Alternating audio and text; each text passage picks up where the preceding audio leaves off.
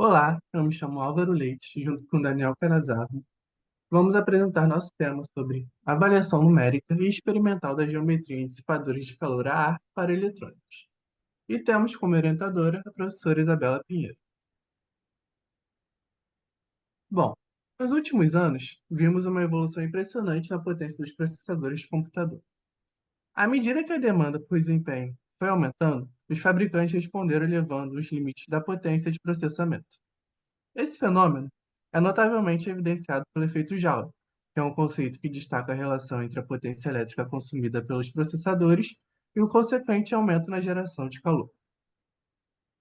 Os processadores, agora dotados de potência cada vez mais altas, enfrentam um desafio crítico: como lidar eficientemente com o calor gerado durante as intensas operações de processamento?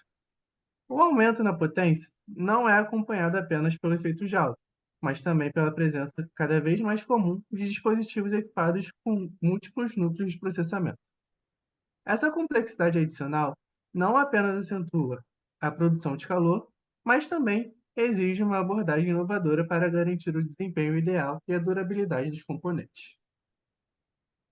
A necessidade de sistemas de refrigeração eficientes torna-se ainda mais evidente à medida que o número de dispositivos que incorporam esses processadores avançados continua a crescer, seja em laptops, desktops de alta performance ou servidores de data centers. A dissipação de calor tornou-se um fator crítico para a estabilidade e eficiência desses sistemas. É nesse contexto desafiador que surge a motivação para investigar e aprimorar os sistemas de dissipação de calor para processadores. O objetivo é desenvolver soluções inovadoras que garantam a eficiência térmica dos processadores, assegurando seu desempenho máximo e prolongando sua vida útil. Esse trabalho não apenas visa atender às demandas crescentes de potência, mas também contribuir para a sustentabilidade e ao otimizar a eficiência energética desses dispositivos. Em resumo, a interconexão entre o efeito Joule, o aumento da potência dos processadores e a multiplicação de dispositivos com núcleos de processamento exige uma abordagem proativa.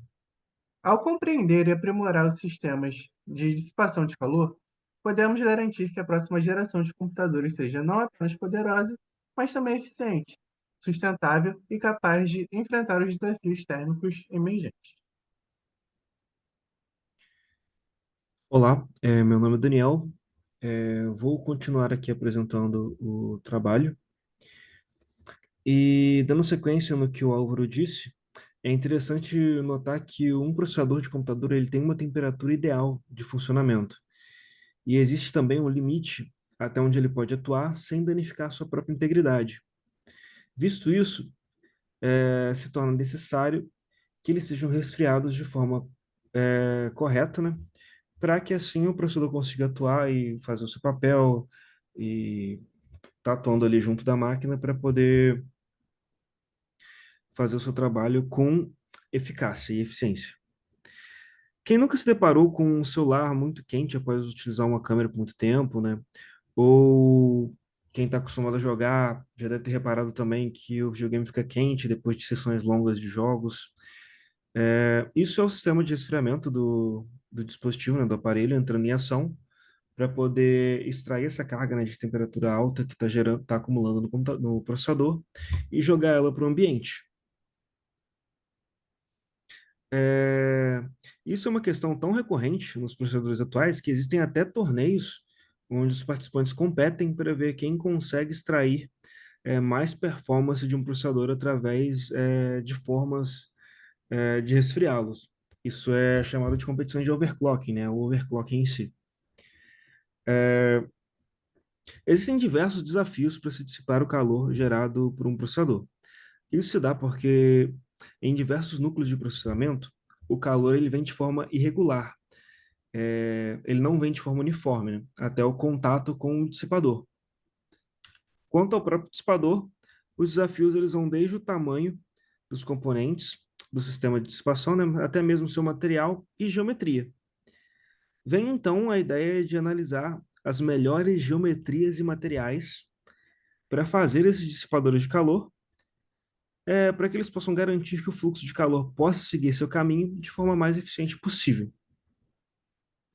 Nessa análise, é pretendida a formulação de um modelo em 3D de um dissipador de calor de geometria alternativa, o que possibilitará simulações digitais de fluxo de calor, né, no projeto. A partir daí, é pretendida a usinagem e produção de um protótipo sobre as dimensões do dispositivo modelado em 3D. Esse, por sua vez, passa por uma bateria de testes em uma bancada de simulação construída a partir de peças ordinárias de computadores desktop, né? Compostos, por exemplo, por uma placa-mãe, um processador de modelo comercial com alta DDP, e demais itens necessários, né, para o funcionamento da máquina e para garantir também o funcionamento de softwares importantes para fazer stress tests e benchmarks, né, que são alguns testes de desempenho que a gente vai rodar em cima do computador, colocando uma carga, né, em cima desse processador, e a gente vai analisar o desempenho dele tanto em picos de carga, né, como também em sessões com tempo prolongado.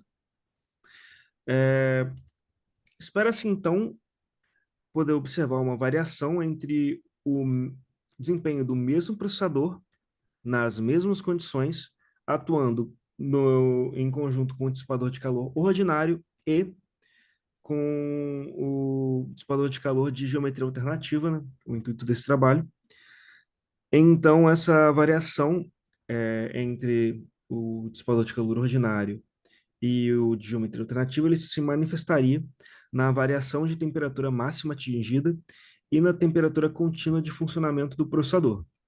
Então, o que a gente está pretendendo aqui é analisar um tipo de dissipador de calor ordinário e o tipo de dissipador de calor de geometria alternativa, que é objetificado aqui nesse projeto, e colher aqui a variação de temperatura encontrada das duas formas. Lembrando que os testes eles vão ser iguais, a única diferença é que um vai estar com um dispositivo de calor ordinário, o dissipador de calor ordinário, e o outro com um dissipador de calor com geometria alternativa. Então, esse aqui é o nosso objetivo, esse é o nosso trabalho. Muito obrigado pela atenção de todos e é isso.